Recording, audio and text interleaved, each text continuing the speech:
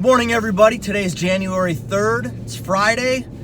The weekend starts tomorrow. Yes. Now, I've only been back to work for 2 days, but it's nice to kind of ease back into things after the holidays. So happy that the weekend's here. I want to talk about starting in this profession of real estate sales, new construction home sales. To me, they both go hand in hand because I do both. And I do the new construction sales. That's probably 70 to 80% of what I do. And then the real estate is the other 20 to 30%. But if you're getting into real estate sales or new construction home sales, you want to give yourself some time in this industry. It's a great market right now, but that doesn't mean that you're going to be able to start and immediately start making big bucks and selling tons of houses. There's a lot that you have to learn. It takes, in my opinion, it takes a good year, maybe year and a half to kind of get things built up.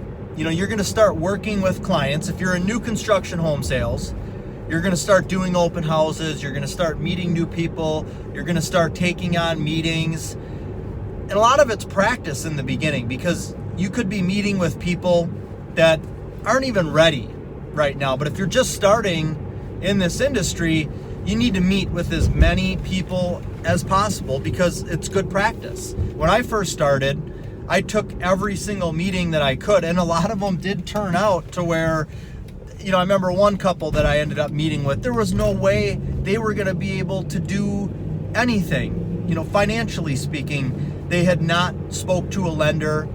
After we met multiple times, they did, and that's when we found out that they couldn't do anything. Now today, I make sure that they've spoken with a lender. I can kind of do my own little background check and ask certain questions and determine if somebody is, you know, ready, willing, and able. They've got to be ready, they've got to be willing, which this couple have, but they weren't able to. So your clients have to have all three of those things going on. But in the beginning, if you're just starting out, practice. So, you know, you're going to do open houses. There's a lot of people that come to open houses that aren't able or ready to do anything right now.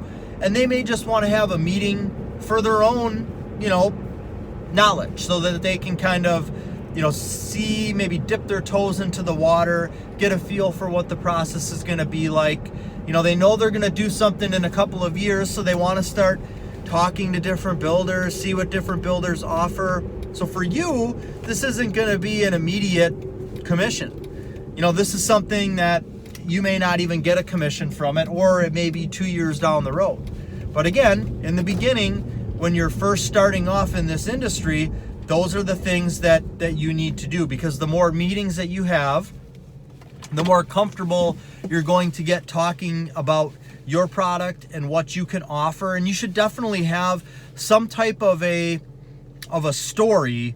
You know, what does your company consist of? You know, how did it start? What do you specialize in? Have a spiel, not too long, nothing too salesy. It can change, but have the basic outline so that you can tell people what you're all about, what makes you different. And the more that you meet with people, the more that you do that, the better you're going to get with that.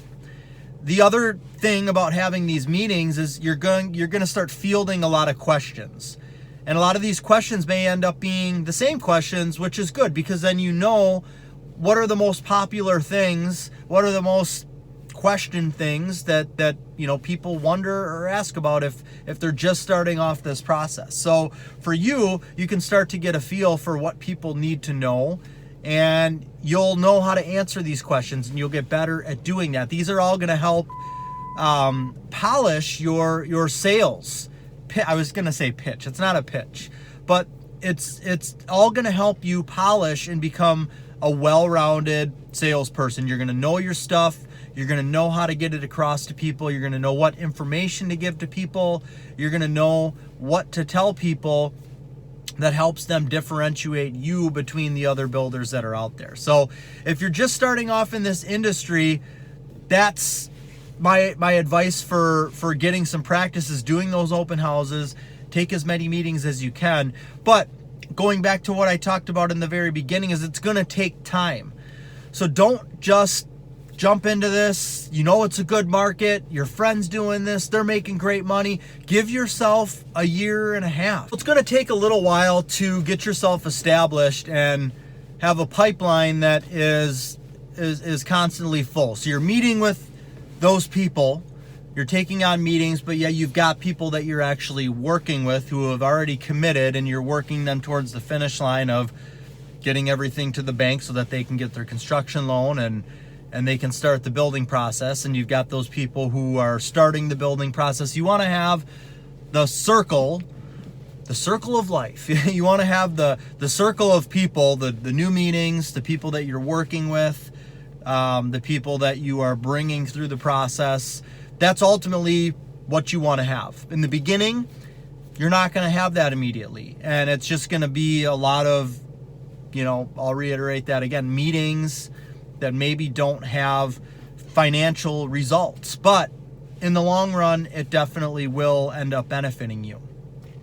Now, what can you do to maybe jumpstart this a little bit? What can you do if you're going to start to work for a builder, and this builder, they already have a few salespeople? Let's say this is a medium-sized builder. They've got a few salespeople that are there, but they've opened up a new model in a new neighborhood, and they're open to having another salesperson. You're going to be that salesperson. You're going to man the model in this neighborhood, which is only 15 minutes away from the other model in the neighborhood where the other salesperson works, which is only 15 minutes away from the other neighborhood and model where the other salesperson works. So how do you start getting business if those two have been there for a while, and this builder's got a great reputation, and people are just kind of automatically calling them, and they're getting referrals from people that they have worked with in the past? Well, how do you start to get new people? Well, number one,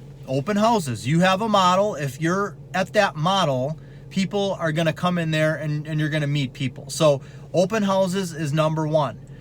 Number two is Facebook. Facebook and Instagram. I would say Facebook more heavily. Our demographic of clients who are building homes are more prominent on Facebook than they are on Instagram. Instagram is still trending young. Not that there aren't older people on there, but people who are building houses, I would say there's a higher percentage of those people on Facebook as opposed to Instagram. But and YouTube is another one. People, if somebody's going to be starting the building process, men especially, I've gotten a lot of comments from the husbands that, hey, I've seen your YouTube video on this, on that, or the other. I've done a lot of YouTube videos in the past where I explain how a basement's created, or how an HVAC system works, or why we don't get condensation on the insides of our windows in the winter in a new house. Just a lot of informational videos specifically pertaining to building. And what this does is this establishes you as being the knowledgeable source. So if they see a video, if they type in, how a home is built, and your video pops up there, and you're in their market, and the other salespeople that are in the market don't have any videos that are out there, of course this is going to give you a leg up. And they realize they can watch the video and realize that you have knowledge on this, and you're going to be somebody that they want to talk to. You can do the same thing on Facebook. I put both of these videos. I would do the same video, and I would upload it to Facebook, and I would upload it to YouTube. And when I was first starting off, and when we first started our company, Joseph Scott Homes, I believe that really, really helped establish who I was and brought people in, because people were seeing the information that I was putting out there. And I believe that video is just a powerful tool, because people, they get to see you how you really are. Of course, you can edit the videos, but they get a sense of what your personality is. They can listen to you and watch you talking and know whether or not you know what you're talking about. Now, you may be thinking, well, I'm new, so I don't really know what I'm talking about. That's okay. If you're going to explain or talk about something with the building process, get the information first. Talk to the expediter, talk to the owner, talk to one of the contractors that are out there, get a little more info, do a little research on what you're going to talk about, And when you do the video, you can tell people, hey, look, I'm new. I'm just starting here. I definitely don't know everything about new construction, but I'm learning. Today, I talked to our plumber because I wanted to do a video on how the pipe is run in the house and what type of pipe that we used. So I got some information from the plumber, and here it is. You're giving good information. Even though you didn't know this ahead of time before talking to the plumber, you're still providing good information. You're going to be still seen as that credible source. So that is going to be huge. If you're new, get on Facebook, start making videos and start posting about new construction. Don't get lazy. I feel like sometimes I may be a little soft. I'm doing a different type of video right now. I feel like I'm established. I've been doing new construction home sales and real estate for 11, maybe 12 years now. I got to look. I started in 2008.